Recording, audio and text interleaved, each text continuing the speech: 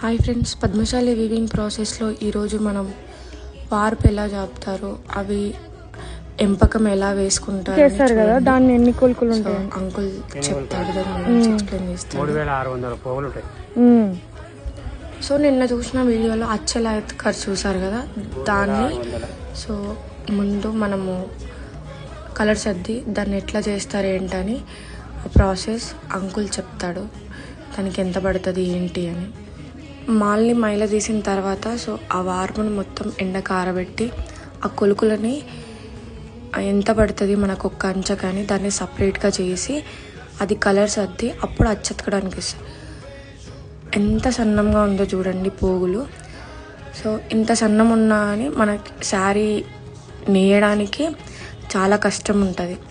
So ఒక్క sari weave అవ్వడానికి 1 day, 1.5 day, 2 days, 3 days పడుతుంది. సో ఒక్క పోగు మన చీరలో కొంచెం మిస్ అయినా ఆ మిస్ అయిన పోగుని మళ్ళీ మనము పన్నెలోకి ఎక్కించుకొని అప్పుడు మొగ్గం నేస్తాం.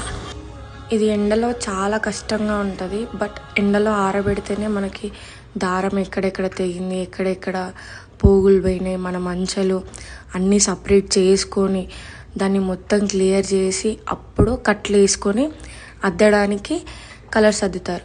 సో ఇది ప్రాసెస్ చాలా చిన్నగా ఉందని అనుకుంటారు, కానీ దీంట్లో చాలా కష్టం ఉంటుంది.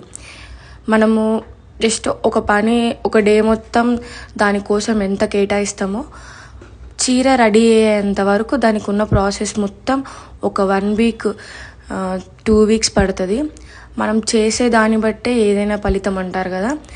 ఈ పద్మశాలి నేత కార్మికులది మనము ఎంత కష్టపడితే ఆ చీర అంత బ్యూటిఫుల్గా అవుతుంది అంటే దానికి కారణం ఇదే.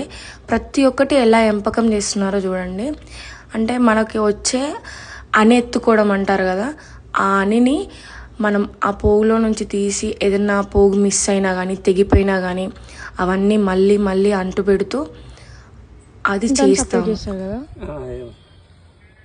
ఏ కొలుకులు పెడతాం కదా మధ్యలో బార్డర్లో, గుమ్మడి కొలుకులు, తెల్ల కొలుకులు.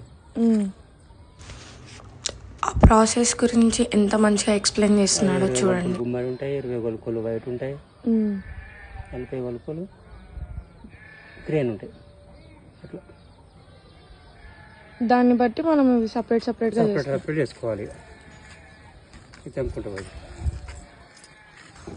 కొలుకులను బట్టి మనకి ఏ కలర్ ఏ దాంట్లో రావాలి, అంచనా, మిడిలా, మళ్ళీ ఎర్జా, పట్టు మనము ఒకవేళ జరి అతికినా కానీ